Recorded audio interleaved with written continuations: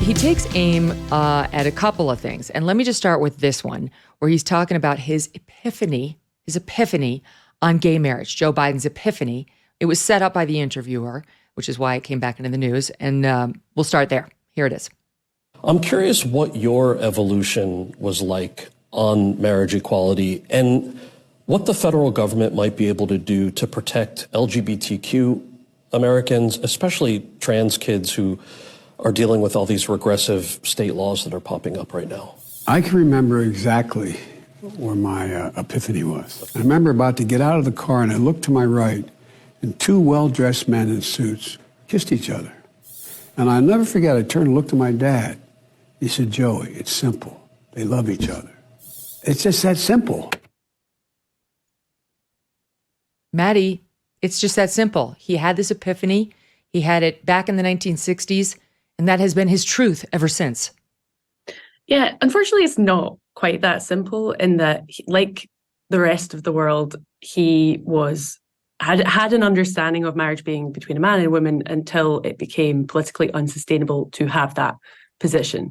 And this is reflected in his voting record. This is reflected in his rhetoric. It's not abnormal because that's how everybody spoke in the 90s and before. So it reminds me actually of the way that quite often transgender identifying individuals will create this fantastical history for themselves in which they knew they were a member of the opposite sex at age 4. And yet they knew this, but they went on to live a completely, to borrow a word, heteronormative life until middle age. So an example of somebody who does this is Richard, now Rachel Levine, who discovered at age 4 that he was really a girl, but then went on to marry a woman and father children and decide that he was no longer a woman around 50. So it's just fantasy. It's sheer fantasy. Now, why does he say it? Well, he says it because it conveniently glosses over the fact that he has had this unexplained evolution in his thinking. And the easiest explanation of the evolution is that it's not actually based on thinking. Joe Biden goes with the winds. He goes with wherever the Democratic Party is going, he's there. And this is especially evident on the transgender issue. I seriously doubt that he even really understands what people are claiming, what's being disputed. He was once asked, how many genders are there? And he said, at least 3. Which fair enough, it covers him from making some sort of dreadful faux pas in the activists' eyes. But, I don't think this is really something that's particularly close to his heart, but he knows what's expected of him and what he's supposed to say. He knows that it's popular. He knows this is what the young folks are talking about these days and what they feel passionate about. So there he is, old Uncle Joe, just talking about loving each other and being nice and all the rest. It's right. He wants to claim the moral high ground, like he saw the truth before anybody, Charles. Yeah. And David Harsanyi of The Federalist had a great take on this, which he says, he goes, okay, so he had an epiphany after seeing 2 well-dressed men kissing in 1961 working class Wilmington, Delaware, but then voted for the Defense of Marriage Act as recently as 1996. He writes, this, of course, never happened. He says, as I've noted before, Biden is a practitioner of the George Costanza school of, it's not a lie if you believe it.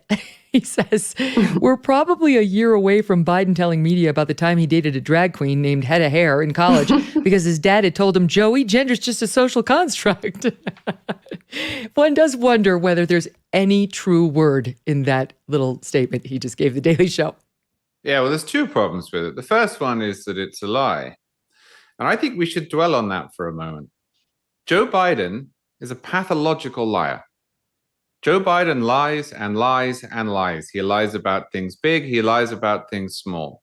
And the fact that Donald Trump is also a pathological liar, and a worse one, does not change that. I think Biden gets away with a lot of his lying, which is a character trait he's exhibited for 40 years, because Donald Trump, who was his opponent last time around and maybe next time, is also a liar. But he shouldn't. One of the things that was promised by the Biden camp in 2019 and 2020 was, I will bring truth and honor and decency back to the presidency. Well, he hasn't. He just lies all the time on all manner of issues. This is a lie. In 1960, two well-dressed men kissed each other, and his father, who was born in 1915, said to him, you know what, Joey, that's just love. This is not true.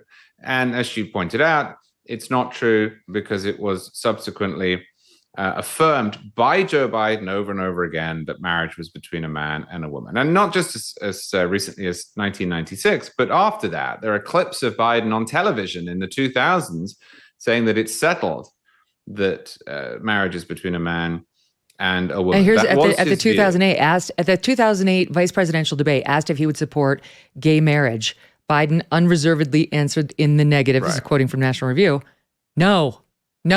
I didn't hear anything about the Joey and the two well-dressed men in 1961. So it's a lie. But the second reason that it matters is that it's totalitarian. It is a totalitarian approach to history that requires whatever changes that we make now. And look, I'm in favor of gay marriage. I've been in favor of gay marriage for a long time, to be post-rationalized, to have the building blocks of history filled in, and the insistence made that things have always been this way. So instead of saying that he changed his mind, and he was relatively early, he changed his mind before Barack Obama did publicly. He was after Dick Cheney, which always gets missed out. But he was really early for an elected politician. Instead of saying, I was one of the first people who changed my mind, he has to pretend that he's believed this since 1961 and that his father has believed this since 1915. Obviously, that isn't true. Maybe you've heard me talk about Bonner Private Wine Partnership. They have these great, incredibly rare Malbecs that you have got to try. If you enjoy a glass of wine, try these wines from the extreme altitudes of Argentina. The flavor is unlike any other. Blackberry, leather, smoke, little dark cherry in there. And these wines are nearly impossible to get on your own. The producers deep in the Andes Mountains make limited quantities. The best part, they have cut out the middleman so you will not deal with a big markup. Today we have a great offer for you. If you visit Bonner, Bonner, privatewines.com/MKS, you will not only get the wine for over 50% off, plus free shipping, you'll also get a bonus bottle of small batch limited production wine from their exclusive wine cellar. That's 4 bottles for the price of 3. It is a deal that's hard to turn down if you are a wine lover like yours truly. Just visit Bonner, Bonner, privatewines.com/MKS to claim your bonus bottle and become a part of America's most unique wine club. Hey, thanks so much for watching. If you like what you just saw, hit the subscribe button for more clips and full episodes.